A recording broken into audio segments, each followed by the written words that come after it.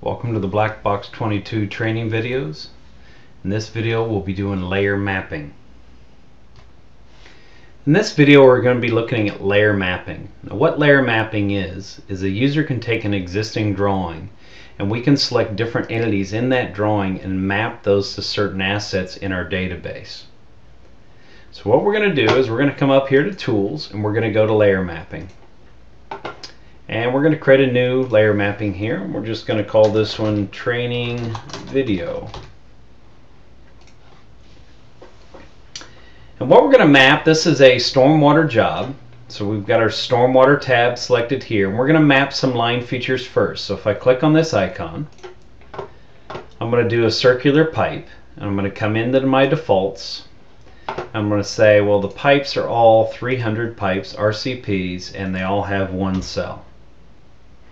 And I go OK, and then I click on this entity button, and now I click on the plus sign. Okay, now what this does, it goes into the drawing. It says at the command line select an object. Well, this is what I want to map. So if I click on this, you'll see in the background that all of the pipes turned off. So it's looking for everything on the stormwater layer that's an AutoCAD line with a line type and the color. So I go OK. Now I need to map some point features. So I go Point Features. I click on this icon. And it is going to be a pit. And it's going to be a manhole. I'm going to go into my defaults. And if you find any in the drawing, I want to make sure they're 1050 circular manholes. And I can say the lid type.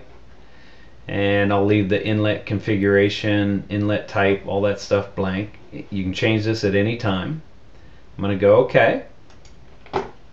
I come over to the entity, click on the plus sign, and I'm going to say the entity I want is this block here.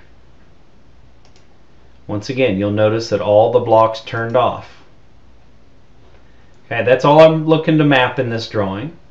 And so the idea is a user can go through this and start mapping things, and once they see everything's been turned off in the drawing, then they know it's been mapped. Now I can add more than one entity to each feature here.